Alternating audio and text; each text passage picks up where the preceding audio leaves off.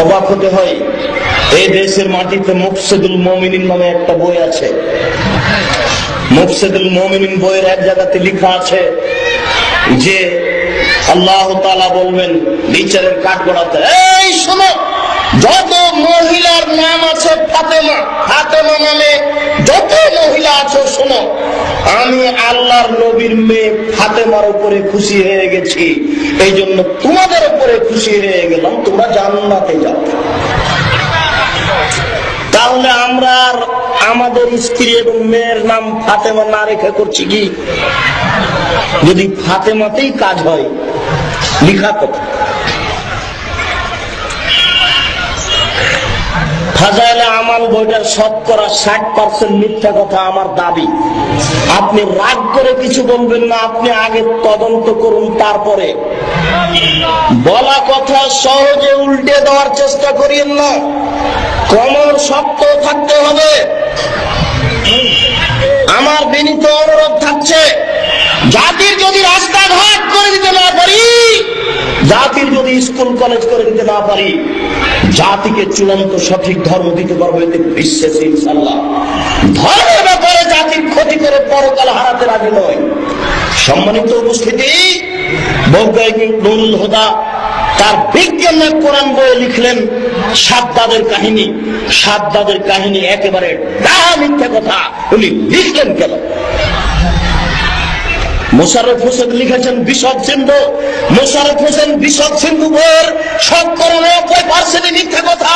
ওর ফাঁসি হবে বিচারের কাঠগড়াতে। আপনারা তার জন্য দোয়া করেন, আল্লাহ যেন তাকে বিচারের মাঠে মাফ করে।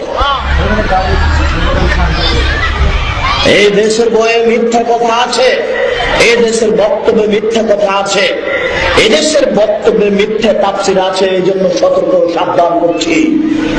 সম্মানিত উপস্থিতি, সাদ্দাদের কথার উপরে দুটো কথা বলে রাখছি। আজকে বইটা আছে কিনা আমি ছেলেরাকে জিজ্ঞাসা করিনি। বইটার নাম হচ্ছে তাফসীর কি মিথ্যা হতে পারে? তাফসীর কি মিথ্যা হতে পারে? ওই বইটাতে সাদ্দাদের কাহিনী লেখা আছে মিথ্যা বলে, কিন্তু দুটা কথা লিখতে পারিনি আমি। আমি কেন পারিনি?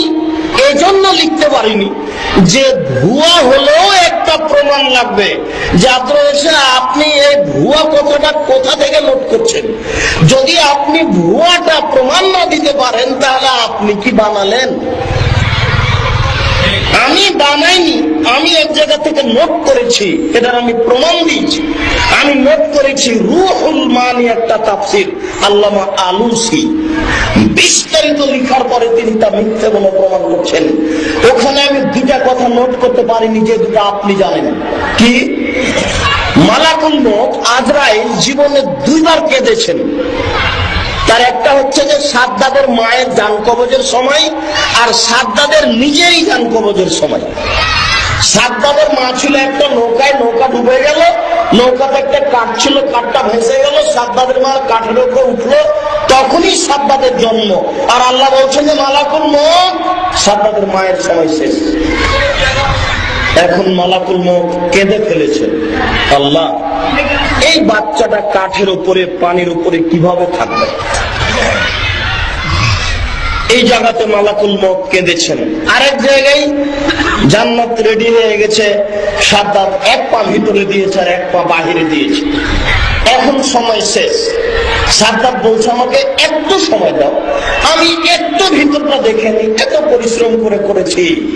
মালাকুল মউত বলছেন যে হলো না, সময় হবে না, নাকাজ করে দিয়েছেন, দুঃখিত। এই সময়তে মালাকুল মউত কেঁদে ফেলেছেন।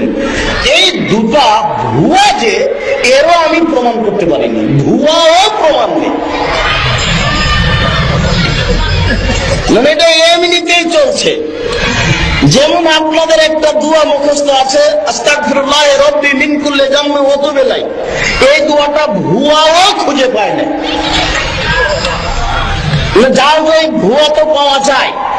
যেমন আঙ্গুল একবার মারতে হবে, ইল্লাল্লাহ ইল্লাল্লাহ একবার মারার ভুয়া দলিলও পায় না।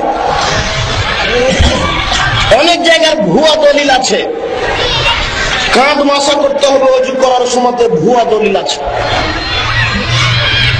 কোন মৌলানা কোন গ্রাম দিয়ে হেঁটে গেলে 40 দিন কবরের শাস্তি বন্ধ থাকে, তার ভুয়া দলিল আছে, জাল দলিল আছে। আল্লাহ তাআলা মুহাম্মদকে সৃষ্টি না করলে পৃথিবী সৃষ্টি করতেন না, জাল দলিল আছে, মানুষ বানানো।